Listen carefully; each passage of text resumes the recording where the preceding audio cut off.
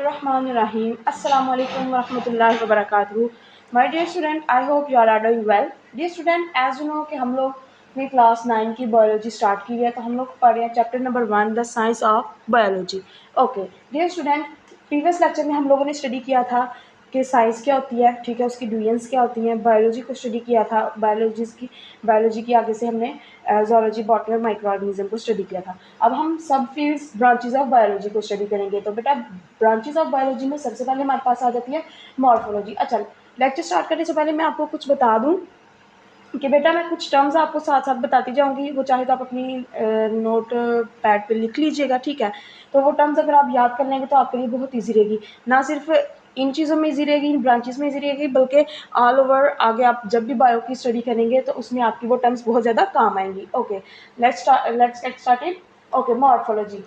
बेटा मॉर्फोलॉजी लफ्ज़ दो लफ्ज़ों से निकला था, जैसे बायो दो लफ्ज़ों से निकला था, बायो और लॉजी। तो लॉजी क्या था? स्टडी। इसी तरह मॉर्फोलॉजी है तो लॉजी क्या होता है? स्टडी।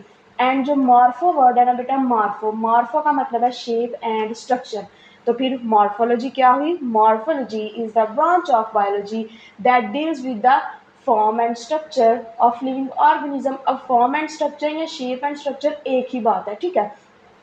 इसका स्कोप पढ़ लेते हैं कि स्कोप कहते हैं हम उसका यूज, एडवांटेज या वाई वी स्टडी इट, ठीक है। स्कोप में ये चीज़ें आ जाती हैं। अच्छा, आउटवर्ड अपीयरेंस। हम किस लिए मॉर्फोलॉजी को पढ़ते हैं? ताकि हमें पता चल सके कि आउटवर्ड अपीयरेंस कैसी है, ठीक है, उस चीज़ की कलर कैसा है, उसका उसका शेप कैसा है, वो किस तरह से बना हुआ है, ठीक है, उसकी बनावट क्या है, उसके खदोखाल क्या है, ठीक है। इसके साथ साथ हम उसके इंटरनल स्ट्रक्चर को भी एज वेल एज स्टडी करते हैं। क्लियर? अच्छा, एग्जांपल की बात करें तो स्टडी ऑफ किडनी आ जाती है, राइट। अच्छा जी, अब इधर स्टडी ऑफ किडनी में क्या होता है बेटा? अगर हम मॉर्फोलॉजी के लिहाज से इसको देखें तो आपको साइड पर डायग्राम बनी नजर आएगी। बेटा ये बीन शेप होती है, बीन शेप। आपको पता है ना, वो बीन जो होता है एक लोबिया टाइप का, उस टाइप की ये शेप होती है। इसका कलर क्या होता है? ब्राउनिश कलर होता है, ठीक है। इसके अंदर ये मेडुलाज है, ठीक है, बने हुए। अच्छा, अब ये जो मैंने बातें आपको बताई, ये ऑल ओवर उसकी फिजिकल अपीयरेंस है, ये दिखने में कैसा लगता है, इस स्टडी को हम कहते हैं morphology. Is that clear? Okay जी, मूव टू नेक्स्ट, एनाटमी। बेटा एनाटमी क्या होता है? Internal physical structure of organism. जहाँ पे भी वर्ड एनाटमी यूज़ हो जाए ना, तो बेटा एनाटमी का मतलब होता है कि उसका अंदरूनी हिस्सा, यानी कि उसको अंदरूनी तौर पे उसको स्टडी करना, ठीक है। आगे जाकर ना ये एनाटमी की प्रॉपर एक बुक होती है, ठीक है। अच्छा जी, anatomy, disease diagnosis, medical device development. अच्छा बेटा, अगर मैं आपको बताऊँ, ये हमने किडनी को देखा था कि किडनी बीन शेप है, उसका ये ब्राउनिश कलर है। अब बेटा इसके अंदर कौन सी वेन्स हैं, इसका स्ट्रक्चर किस तरह से बना हुआ है, ये कितनी इसके जो है ना वेन्स कहाँ से किधर ये अटैच हो रहा है, इसकी कितनी डक्ट्स हैं, इसके जो माइनर से माइनर जो डिटेल की स्टडी होगी ना, वो एनाटमी में आएगी, ठीक है।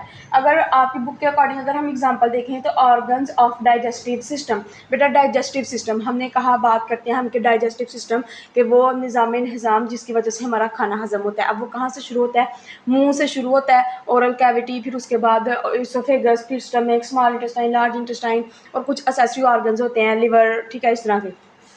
अच्छा, अगर मैं आपको यहाँ से बात करूँ तो ये फूड पाइप हमारा इसोफेगस है, उसके बाद ये स्टमक है, ठीक है। अगर स्टमक के बाद लार्ज इंटेस्टाइन और स्मॉल इंटेस्टाइन। क्लियर? अब ये सारी क्या है जी? डाइजेस्टिव सिस्टम की एनाटमी है कि डाइजेस्टिव सिस्टम के अंदरूनी हिस्से में क्या है, ठीक है। अगर हम सेपरेटली भी किसी चीज़ की एनाटमी पढ़ना चाहें तो वो भी इसमें इंक्लूड होगा। फर्ज करना बेटा कि मैंने स्टमक बनाया, अब बेटा हमने पढ़ा कि डाइजेस्टिव सिस्टम का पार्ट है एक स्टमक, ठीक है। लेकिन अगर हम सेपरेट स्टमक की एनाटमी की बात करें तो स्टमक की 4 वॉल्स होती हैं, ठीक है, जिसमें एपिथेलियल, म्यूकोसा, सब म्यूकोसा, ठीक है। उसके बाद जो है ना, उसके अंदर क्या प्रोड्यूस होता है? गैस्ट्रिक जूस प्रोड्यूस होता है, जिसके अंदर एसीएल होता है, पेप्सिनोजिन एंजाइम होता है, जिसको पेप्सिन में कन्वर्ट करके हम जो है ना एक्टिव करवाते हैं। अच्छा, ये सारी जो उसकी इंटरनल स्टडी, उसकी जन्म कुंडली जिसको कहते हैं ना, वो सारी हम किस में स्टडी करते हैं? एनाटमी में। फ़र्ज़ करो अब हार्ट की हम एनाटमी पढ़ते हैं, तो हार्ट के अंदर वो सारी चीज़ें आ जाएंगी, उसके कितने वॉल्व्स हैं, उसके कितने चैम्बर्स हैं, उसमें कौन कौन से मसल्स यूज़ हुए हैं, कितनी लेयर्स हैं उसकी, ठीक है, उसको कवर किसने किया हुआ है, वो लोकेटेड किधर है, वो सारी चीज़ इसकी एनाटमी में आ जाती है। क्लियर? अच्छा, अगर हम इसके स्कोप की बात करें तो disease diagnose, medical device development. Disease diagnose का क्या मतलब है, फ़र्ज़ करें अगर किसी बंदे ने खाना खाया है तो उसका खाना हज़म नहीं हो रहा सही से, ठीक है, तो हम क्या करेंगे, उसके डाइजेस्टिव सिस्टम को चेक करेंगे कि आया उसके इसोफेगस में कोई इशू है, हम उसके स्टमक को चेक करेंगे, उसके स्टमक में कोई इशू है या फिर उसके स्मॉल इंटेस्टाइन में, लार्ज इंटेस्टाइन में कोई इशू है या उसके किसी और जगह पे कोई इशू है जिसकी वजह से वो खाना हज़म नहीं हो पा रहा, ठीक है। अब जब हमने उसकी डिज़ीज़ को डायग्नोस कर लिया तो फिर उसके ट्रीटमेंट की तरफ जाते हैं कि वो किस तरह से उसको ट्रीट कर सकते हैं हम, उसके लिए जो मेडिकल डिवाइस यूज़ होंगी या उसके अलावा कोई चीज़ जो हम लोग यूज़ करेंगे इसको ट्रीट करने के लिए, वो सारी इसके स्कोप पे आ जाएगी। यानी कि एनाटमी को हम क्यों स्टडी करते हैं, ताकि हम इन चीज़ों की डेवलपमेंट कर सकें। Is that clear? Now move to the next one, physiology. बेटा लॉजी मीन स्टडी और फिजियो का क्या मतलब होता है, फिजियो का मतलब होता है फंक्शनिंग। क्या मतलब होता है बेटा, फिजियो का मतलब होता है फंक्शनिंग। तो फिजियोलॉजी की अगर हम डेफिनेशन की बात करें तो physiology is the branch of biology that deals with the functioning of body parts of organisms, ठीक है, कि किस तरह से एक ऑर्गेनिज्म है उसके बॉडी पार्ट्स किस तरह से फंक्शनिंग परफॉर्म कर रहे हैं, किस तरह से वर्किंग कर रहे हैं, क्या उनका काम हो रहा है, किस तरह से वो हमें रिस्पॉन्स कर रहे हैं, ये सारी चीज़ें हम किस में पढ़ते हैं, फिजियोलॉजी में। फॉर एग्जाम्पल बेटा आपकी बुक के अकॉर्डिंग अगर हम देखें तो ब्लड सर्कुलेटरी सिस्टम, कि किस तरह से जो ब्लड का सर्कुलेटरी सिस्टम है ये चल रहा है, किस तरह से जो सब्सटेंसेस है वो हमारी बॉडी में ट्रांसपोर्ट हो रहे हैं।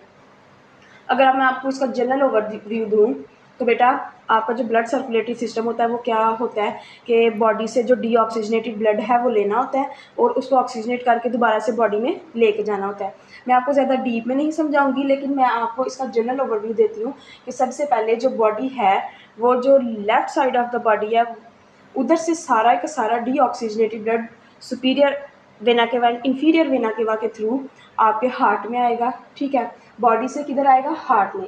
अब जब हार्ट में आएगा तो हार्ट से बेटा क्या होगा, वो चैम्बर्स और एट्रियम से गुजर के लंग्स में जाएगा। लंग्स में जब आप सांस लोगे तो वो उसको ऑक्सीजन मिलेगी, वो ऑक्सीजनेट होगा और फिर वो क्या करेगा, पल्मोनरी आर्टरी के थ्रू दोबारा से वो हार्ट में आ जाएगा। जब वो हार्ट में आ गया फिर वेंट्रिकल एट्रियम से होता हुआ वो अयोटा से बॉडी में चला जाएगा, ठीक है। यानी कि आपकी जो राइट साइड है बॉडी की ये क्या करेगी, उसको डीऑक्सीजनेटेड ब्लड को रिसीव करेगी और फिर उसके बाद जो आपकी left side of the body है वो क्या करेगी, जो ऑक्सीजनेटेड ब्लड होगा उसको ऑल ओवर द बॉडी आपकी सेंड कर देगी, ठीक है। इसमें आ जाती है हमारे पास वेन्स और आर्टरीज, किस तरह से इसकी फंक्शनिंग हो रही है। ये सारी जो फंक्शनिंग है ना, ये सारी क्या है, फिजियोलॉजी है ब्लड सर्कुलेटरी सिस्टम की। आई होप आपको समझ आ गई होगी। उसके बाद आ जाता है नेक्स्ट टर्म हिस्टोलॉजी। अच्छा जी, लॉजी मीन्स अगेन से स्टडी और हिस्टो, जहाँ पे भी लफ्ज़ हिस्टो आ जाए उसका मतलब है टिश्यू। क्या मतलब है हिस्टो का, टिश्यू। ओके जी। अब बेटा microscopic study of tissues, the branch of biology that deals with the microscopic study of tissues. सबसे पहले समझ लें कि बेसिक, मैंने आपको कहा था ना कोई भी चीज़ समझनी है तो उसकी जन्म कुंडली पर जाना पड़ेगा, उसका बेसिक समझना पड़ेगा। तो टिश्यू क्या है, किससे मिलकर बने हैं, सेल से मिलकर बने हैं। Is that clear? अब यहाँ पे हमने एक टर्म यूज़ किया माइक्रोस्कोपिक। क्या सेल आपको नजर आते हैं? नहीं। जब डिफरेंट सेल मिलते हैं मिलके वो एक टिश्यू बना लेते हैं, तो क्या आप टिश्यू देख सकते हो अपनी आंख से? अभी आप नहीं देख सकते, तो इसलिए आपको माइक्रोस्कोप की ज़रूरत पड़ती है देखने के लिए उन टिश्यू के अंदर मौजूद सेल्स को। तो इसीलिए हमने कहा कि माइक्रोस्कोपिक स्टडी ऑफ टिश्यूज़, के टिश्यूज़ के अंदर जो उनके अंदर इंटरनल स्ट्रक्चर है, जो उनके अंदर सेल्स मौजूद है, उन सब की जन्म कुंडली को सर्च करना, उनकी सब की पीछे अबाव अजदाद को स्टडी करना, वो सारा किसमें आ जाता है, हिस्टोलॉजी में आ जाता है। क्लियर है? अगर इसके स्कोप की बात की जाए तो टिश्यूज़ को हम लोग क्या करते हैं जी, डिजीज़ डायग्नोस करते हैं, ठीक है। फ़र्ज़ करें बेटा आपके मसल क्रैम्प हो गया, आपके मसल्स में पेन हो रही है, ठीक है। अब बेसिकली आपके मसल्स क्या हैं, टिश्यूज़ हैं, ठीक है।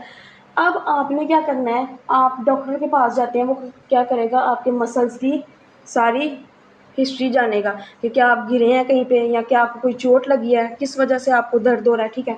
अब जब वो डिज़ीज़ को डायग्नोस करेगा उसके बाद वो आपको मेडिसिन देगा, ठीक है। तो जब वो मेडिसिन देगा तो जाहिर सी बात है वो उसने आपकी टिश्यू को स्टडी किया, ठीक है।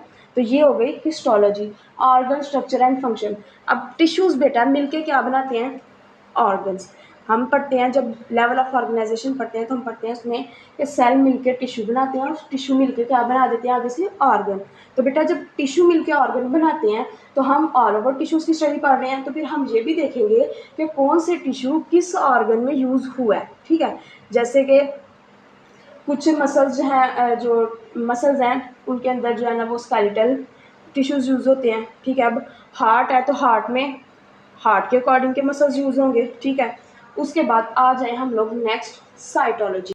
बेटे जिस तरह से हिस्टो का मतलब टिश्यू था और हिस्टोलॉजी में टिश्यूज़ की स्टडी होती थी, इसी तरह जो साइटो है, लॉजी मीन स्टडी और साइटो मीन सेल, तो साइटोलॉजी में क्या होगा, सेल्स की हम स्टडी करेंगे। बेसिकली सेल क्या है, सेल हमारा बेसिक यूनिट ऑफ लाइफ है। ठीक है, जिससे हमारी ज़िंदगी शुरू होती है। अब पढ़ लेते हैं इसको कैसे। हम क्या करते हैं साइटोलॉजी में structure of cell and organelles देखते हैं। ठीक है, कि किस तरह एक सेल है वो बना है, उसके अंदर जो चीज़ें मौजूद हैं वो किस तरह से उनका स्ट्रक्चर है, किस तरह से उनकी शेप है या उनके क्या फंक्शनिंग है, वो सारी स्टडी हम किस में करते हैं, साइटोलॉजी में। ये साइट पे मैंने आपको सैंपल सेल बना के दिया। अब ऑर्गेनेलिज क्या होती हैं, आगे जाके आप जो है ना इसका पूरा चैप्टर भी पढ़ेंगे, लेकिन फिलहाल के लिए आप समझें कि ऑर्गेनेली क्या है। बेटा आपका सेल है, सेल के अंदर जो आपकी तमाम चीज़ें पड़ी होती हैं जो कि अपनी फंक्शन परफॉर्म कर रही हैं, जैसे कि माइटोकॉन्ड्रिया, न्यूक्लियस, साइटोप्लाज्म, उसके अलावा राइबोसोम्स, उसके अलावा प्लास्टिड, वो सारी चीज़ें जो पड़ी होती हैं उनको हम ऑर्गेनेलिज का नाम देते हैं। किसका नाम देते हैं, ऑर्गेनेलिज का नाम देते हैं। ये होती हैं ऑर्गेनेलिज जो सेल के अंदर पड़ी होती हैं। ठीक है, और अपनी फंक्शनिंग परफॉर्म करती हैं। अगर ऑर्गेनेलिज अपनी फंक्शनिंग परफॉर्म करेंगे तब ही बेटा आपका एक सेल वर्क कर सकता है। अब इसका स्कोप क्या है कि हम साइटोलॉजी में क्या करते हैं कि सेल की डिवीजन पढ़ते हैं। जब सेल फंक्शनिंग परफॉर्म कर रहा है प्रॉपर, तो उसके बाद क्या होगा जी, सेल आगे डिवाइड होगा। ठीक है, जब सेल डिवाइड होगा तो टिश्यूज़ बनेंगे, टिश्यूज़ बन जाएंगे तो फिर ऑर्गन, ऑर्गन से इस तरह से सेल बेसिक यूनिट है जिसके थ्रू आगे से ज़िंदगी शुरू होती है। इसमें हम सेल डिवीजन मोस्ट इंपॉर्टेंट है। ओके नेक्स्ट, फिर हमारे पास आ जाती है six branch microbiology, the branch of biology that deals with the study of biological molecules. क्या मैंने बात की, बायोलॉजिकल मॉलिक्यूल्स, ऐसे मॉलिक्यूल्स जो बायो में इस्तेमाल होते हैं, जो इंसानी ज़िंदगी में इस्तेमाल होते हैं। For example carbs, lipids, proteins, nucleic acids. Carb से मुराद है कार्बोहाइड्रेट्स। ठीक है, जो कि आगे हमारे पास जाके कन्वर्ट हो जाते हैं सुक्रोज, माल्टोज, इस तरह की चीज़ों में। उसके बाद लिपिड्स जो फैट्स और ऑयल्स होते हैं हमारे पास। उसके बाद प्रोटीन्स जो कि आगे जाके अमाइनो एसिड्स और पेप्टाइड्स में कन्वर्ट हो जाते हैं। न्यूक्लिक एसिड्स जो कि हमारे पास डीएनए और आरएनए आ जाते हैं। अच्छा जी, बेसिकली जो मॉलिक्यूलर बायोलॉजी है ना, इसमें क्या करते हैं हम मॉलिक्यूल्स की स्टडी करते हैं। तो मॉलिक्यूल्स किससे मिलके बने होते हैं, एलिमेंट से मिलके बने होते हैं। तो जब बेटा मॉलिक्यूल्स एलिमेंट से मिलके बने होते हैं तो एलिमेंट्स क्या आ जाते हैं हमारे पास, फर्ज करें कार्बन एलिमेंट आ गया, ऑक्सीजन एलिमेंट आ गया। ठीक है, उसके बाद हमारे पास आ गया नाइट्रोजन, इस तरह के एलिमेंट्स आ गए। जब ये तरह तरह के एलिमेंट्स मिल जाते हैं तो फिर क्या आगे हमारे पास बना देते हैं, ये मॉलिक्यूल्स बना देते हैं। ठीक है, और वही मॉलिक्यूल्स आगे कार्ब्स, लिपिड्स, प्रोटीन्स और न्यूक्लिक एसिड बनते हैं। ठीक है, इसके स्कोप की बात करें अगर हम लोग, life process, develop drugs, modified organism. इसमें क्या होता है बेटा, मॉलिक्यूलर बायोलॉजी की वजह से हम लोग आगे लाइफ के प्रोसेस को स्टडी कर पाते हैं कि लाइफ आगे किस तरह आप जो है ना रन कर रही है। अगर आप लोग कार्ब्स, रोटी नहीं खाएंगे तो आप ज़िंदा नहीं रह सकते बेटा। आप लिपिड्स, प्रोटीन्स नहीं लेंगे तो आप ज़िंदा नहीं रह सकते। आपके ज़िंदा रहने के लिए मॉलिक्यूल्स का लेना, इनटेक करना बहुत ज़्यादा ज़रूरी है। तो जब आप उनका इनटेक करते हैं उससे आपकी ज़िंदगी चलती है। उस लाइफ प्रोसेस को क्या करते हैं बायोलॉजिस्ट, स्टडी करते हैं। ठीक है, डिवेल्प ड्रग्स, अगर आपको कोई बीमारी हो जाती है किसी की वजह से तो फिर उसके अकॉर्डिंग उसका ड्रग्स बनाना, उसकी मेडिसिन बनाना। ड्रग्स का वर्ड जहाँ पे बेसिकली मेडिसिन के लिए यूज़ होता है बायो में। ओके, उसके बाद आ जाता है जेनेटिकली मॉडिफाइड ऑर्गेनिजम्स, यानी कि नए नए तरीके ईजाद करना। ठीक है, अब जैसे आजकल टेक्नोलॉजी ने बहुत ज़्यादा ग्रो कर लिया तो वो बैक्टीरिया को जो है ना डीएनए उसका जो है ना लेके तो इंसर्ट करती है और फिर वो काफ़ी ज़्यादा डिजीज़ में इस्तेमाल होता है उनको ट्रीट करने के लिए। तो इसी तरह मॉडिफाइड ऑर्गेनिजम्स को बनाना। नेक्स्ट अगर हम मूव करें तो एम्ब्रियोलॉजी।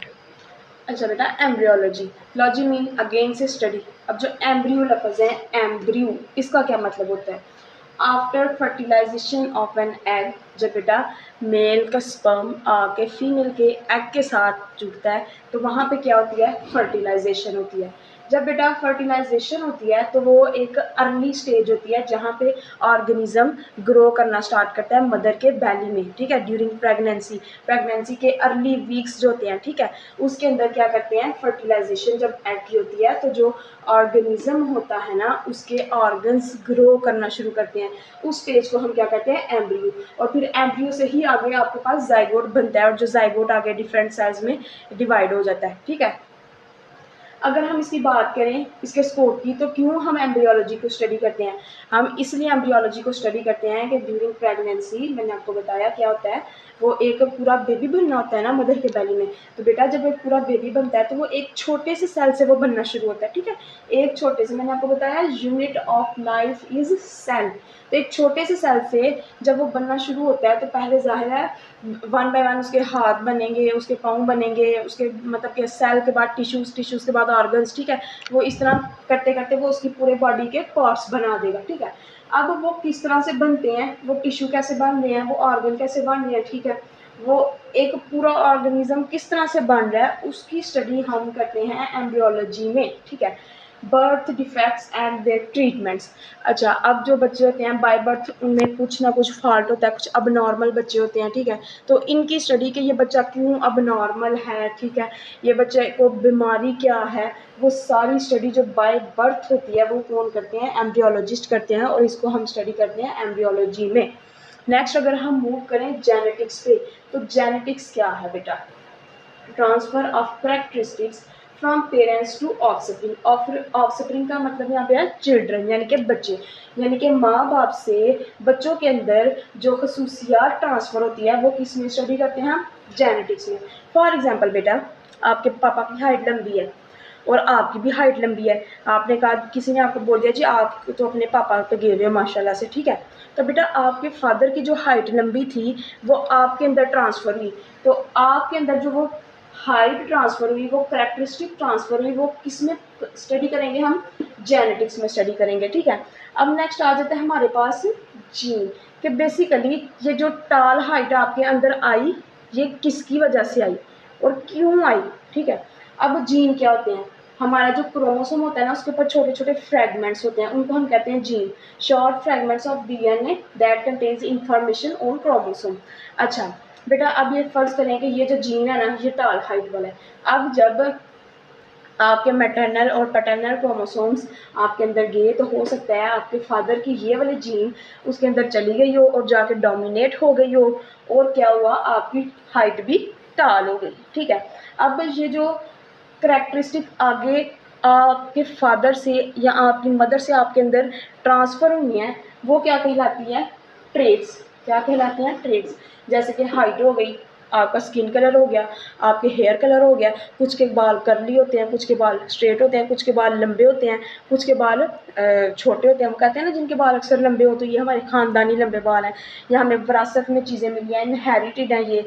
कुछ लोगों की ज़हानत इंटेलिजेंस बहुत ज़्यादा जो है ना होती है तो वो उनके बावजदाद भी बहुत ज़्यादा इंटेलिजेंट होते हैं, कुछ के रंग भी बहुत ज़्यादा सफ़ेद होते हैं, ठीक है, और उनके बावजदाद के रंग भी सफ़ेद होते हैं, तो वो उनके जो जीन्स हैं वो अपने पेरेंट्स से उनके बच्चों में ट्रांसफ़र होते हैं, फिर उनके बच्चों में ट्रांसफ़र हुए, फिर उनके बच्चों में ट्रांसफ़र हुए, इसी तरह ये जेनेटिक्स सारी चलती रहती है। अगर हम बात करें कि किस तरह से हम इसका स्कोप स्टडी कर सकते हैं, तो बेटा अब जिस तरह से मैंने आपको बताया कि height, colour, skin colour, hair colour, ठीक है, ये सारी चीज़ें आपके फादर से आप में आई, आपकी मदर से आप में आई, तो बेटा कुछ ऐसी चीज़ें भी होती हैं, डिसऑर्डर्स होते हैं, कुछ ऐसी बीमारियाँ भी होती हैं जो आपके बावजदाद को होती हैं और आप में आ जाती हैं, जिनको हम एबनॉर्मेलिटी कहते हैं, ठीक है, जैसे कि एनीमिया हो गई, ठीक है, आपके फादर में जो है ना कोई डिजीज़ थी वो आपके अंदर आ गई, तो ये क्या हो गया, जेनेटिक डिसऑर्डर। इसको स्टडी करने के लिए और आगे प्लांट्स और एनिमल्स की डिफरेंट डिफरेंट वैरायटीज़ बनाने के लिए हम जेनेटिक्स को स्टडी करते हैं। प्लांट्स और एनिमल्स की वैरायटीज़ कैसे बनाएंगे, फर्स्ट करें, हमें पता लग गया जी ये एक रेड कलर का फ्लावर है और ये एक वाइट कलर का फ्लावर है, अब हम क्या करेंगे, हमें चाहिए पिंक कलर का फ्लावर, तो हम उन दोनों की स्टडी करेंगे, ठीक है, उन दोनों की क्या करेंगे, जीन्स लेके उन दोनों के ट्रेड्स आपस में मिक्स करेंगे और हमारे पास पिंक कलर का फ्लावर आ जाएगा। इस तरह हम डिफरेंट वैरायटीज़ बना सकते हैं जेनेटिक को स्टडी करके प्लांट्स की और एनिमल्स की। Is that clear? Okay, move to the next. 9 palaeontology. अच्छा जी, टोलॉजी मीन्स स्टडी और palaeonto means fossils. Palaeonto means fossils. Study of fossils is called palaeontology. अच्छा जी, सबसे पहले देख लेते हैं कि fossils क्या होते हैं, उसको बाद में पढ़ेंगे, पहले देख लेते हैं fossils क्या होते हैं। Remains of plants and animals under rocks, earth layer, soil etc। अच्छा बेटा, बहुत बहुत ज़्यादा पुराने दौर के जो प्लांट्स हों या एनिमल्स हों, ठीक है, अगर वो ज़मीन के अंदर दब जाएं, रॉक्स के अंदर, चट्टानों के नीचे दब जाएं, ज़मीन की लेयर्स जो सतह होती हैं उनके अंदर दब जाएं, ठीक है, उनको हम कहते हैं फोसिल्स। फॉर एग्जांपल बेटा, एक बैक्टीरिया, साइनोबैक्टीरिया, इसको कहा जाता है कि ये 3.5 बिलियन साल पुराना है, 3.5 बिलियन ईयर्स ऑफ ओल्ड है, ठीक है। अगर उसके बाद एग्जांपल करें डायनासोर की, तो आपने सुना होगा कि एक दफ़ा वो डायनासोर हुआ करता था बहुत सालों पहले, हज़ारों सालों पहले डायनासोर हुआ करता था। अब आप हज़ारों साल पहले तो मौजूद नहीं थे ना, ठीक है, जो हज़ारों साल पहले मौजूद थे वो मर खप गए, ठीक है, लेकिन अभी जो न्यू टेक्नोलॉजी आई है, ठीक है, न्यू बायोलॉजी आई है, बायोलॉजिस्ट ने क्या किया, स्टडी किया है और उन्होंने पता चला लिया कि जी डायनासोर पाया जाता था। अब वो कैसे बेटा उन्होंने पता चला लिया, क्यों, क्योंकि उन्होंने ज़मीन को स्टडी किया, उन्होंने रॉक्स को स्टडी किया, सॉइल को स्टडी किया, इन सारी चीज़ों को उन्होंने क्या किया, इनको नीचे से खोदा, ज़मीनों को, ठीक है, चट्टानों को खोदा और उसके नीचे से उनको ना कंकाल टाइप चीज़ें मिली या कुछ ऐसी चीज़ें मिली जो पीछे बच गई हुई थी, ठीक है ना। तो फिर उन्होंने क्या किया, उसको स्टडी किया, उसके ऊपर स्टडी करने के बाद उन्होंने ये कंक्लूजन निकाला कि ये डायनासोर एग्जिस्ट करता था आज से हज़ारों लाखों साल पहले, ठीक है। अब इस सारी स्टडी को, कि जो पुरानी चीज़ें दब दुब गई हैं ज़मीन के अंदर, उनकी स्टडी को हम क्या कहते हैं, palaeontology.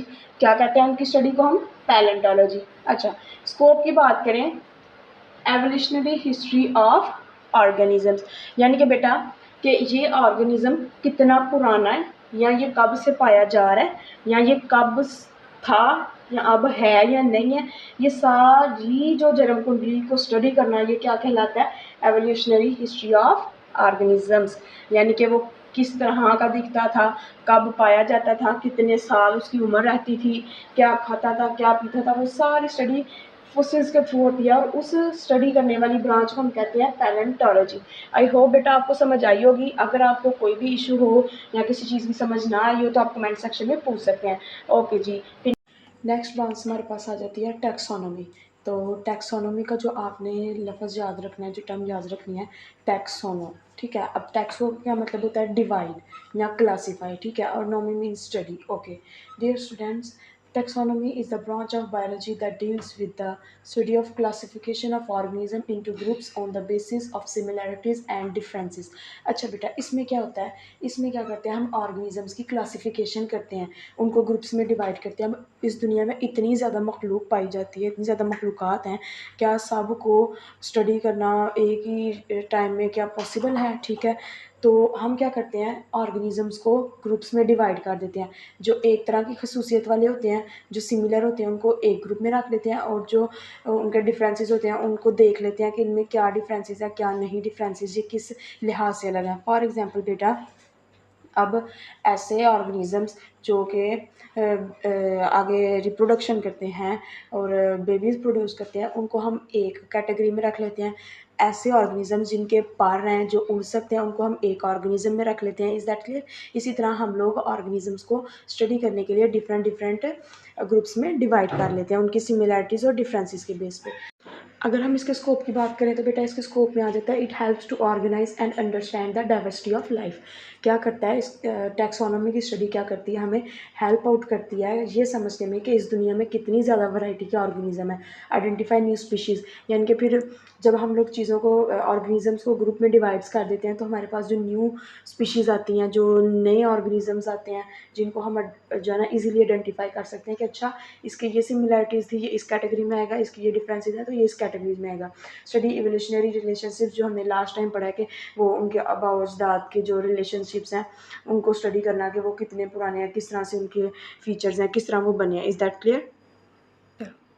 Next move to the ecology. अच्छा बेटा, इको इको का मतलब होता है इन्वायरमेंट और logy means as you know study. तो बेटा ecology is the branch of biology that deals with the study of relationship between organisms and environments. इसका क्या मतलब है?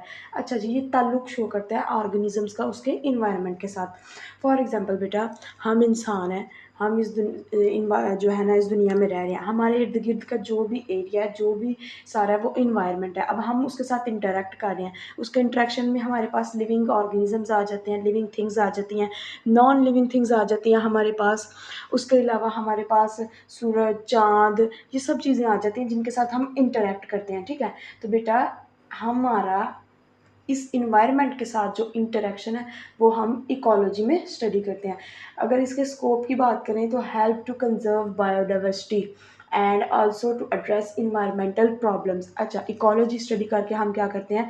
बायोडाइवर्सिटी को कंजर्व कर सकते हैं। फॉर एग्जांपल बेटा, एक कोई एनिमल है, वो एक सर्द इलाके में रहता है। ठीक है, तो अगर हमें उसके हैबिटेट का पता होगा कि ये सर्द इलाके में रहता है, तो अगर हम उसको उसका इन्वायरमेंट प्रोवाइड करेंगे तो वो क्या होगा? ज़्यादा देर तक ज़िंदा रहेगा, उसकी स्पीशी ख़त्म नहीं होगी। लेकिन अगर हम उसको सर्द इलाका ना दें, ठीक है, और हम उसको गर्म इलाके में ले आएँ, तो वो क्या होगा? आहिस्ता आहिस्ता उसकी नस्ल ख़त्म होना शुरू हो जाएगी। तो इन्वायरमेंट को स्टडी करना, उसका रिलेशन ऑर्गेनिजम्स के साथ स्टडी करना और उसके मुताबिक उसको हैबिटेट प्रोवाइड करना, क्या होता है? Conservation of biodiversity.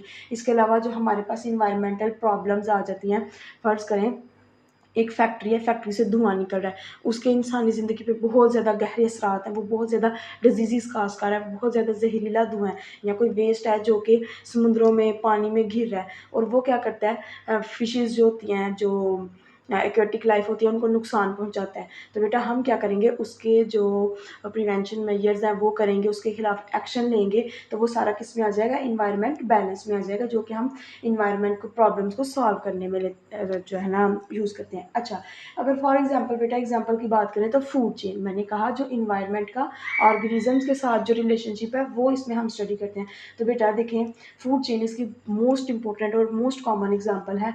जैसे सन है, तो सन से खाना लेते हैं प्लांट्स, और फिर प्लांट्स को खाती हैं गोट, और गोट को खाते हैं फिर आगे से लाइन। अच्छा, अगर हमारे पास प्लांट्स ख़त्म हो जाएं, तो बेटा गोट क्या खाएंगी? कुछ भी नहीं, उनको न्यूट्रिएंट्स नहीं मिलेंगे। अगर हमारे पास बेटा गोट ख़त्म हो जाए, ठीक है, गोट ख़त्म हो जाए और हमारे पास लाइन आ जाए, ठीक है, तो बेटा ये सारा फिर जो एक इन्वायरमेंट हो जाता है, एक फूड चेन होती है, ये सारा कुछ डिस्टर्ब हो जाता है। तो इकोलॉजी बेसिकली इस सब को बैलेंस करके रखती है। नेक्स्ट मूव करें तो बेटा हमारे पास आ जाती है मैरीन बायोलॉजी। अब मैरीन जो वर्ड है इसका मतलब है हमारे पास वाटर। ठीक है, मैरीन टर्म का क्या मतलब है? वाटर। अच्छा जी, अब मैरीन बायोलॉजी में हम क्या करते हैं? लाइफ इन ओशंस को स्टडी करते हैं, यानी कि जो समुद्री ज़िंदगी है, ऐसे लिविंग ऑर्गेनिज्म जो समुद्रों में रहते हैं, हम उसको स्टडी करते हैं। जैसे फिशेज़ हो गए और डिफरेंट डिफरेंट जो है ना डॉल्फिन्स, इस तरह की चीज़ें जो ओशंस में रहती हैं, हम उनको स्टडी करते हैं। फॉर एग्जाम्पल बेटा कोरल रीफ्स।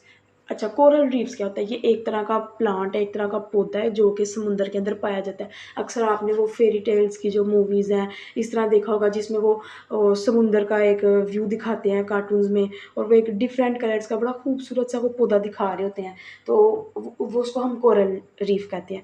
अगर आप गूगल पे जाकर सर्च करेंगे तो आपको वो उसकी इमेज आ जाएगी, फिर आपको अच्छे से समझ आएगी कि कोरल रीफ क्या होता है। अब बेटा वो जो कोरल रीफ है ना, उसके ऊपर बहुत सारी मछलियाँ रह रही होती हैं, वो बहुत सारे जो एक्वेटिक लाइफ है ना, उनको जो है ना हैबिटेट प्रोवाइड कर रहा होता है। अगर इसकी स्कोप की बात करें तो बेटा इसमें क्या होता है? Biodiversity of oceans, new species and etc.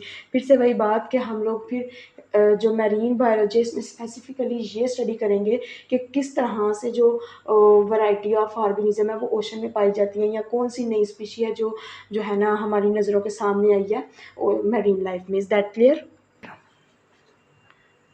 On to the next हमारे पास आ जाती है पैथोलॉजी। तो बेटा जो वर्ड पैथोलॉजी है ना, pathology, logy mean study and patho का मतलब होता है डिजीज, बीमारी। ठीक है, अब पैथोलॉजी ऐसी ब्रांच है बायोलॉजी की जिसके अंदर हम लोग स्टडी करते हैं कि किस तरह से एक डिजीज जो है ना, हमारे पास कोई बीमारी है, उसके क्या वजूहात हैं, किसके बाइस वो बीमारी जो है ना बनी, पैदा हुई, और उसने क्या इंसानों के ऊपर या लिविंग ऑर्गेनिज्म के ऊपर अपने असरात छोड़े। ये सारी हम पैथोलॉजी में स्टडी करते हैं। क्या स्टडी करते हैं?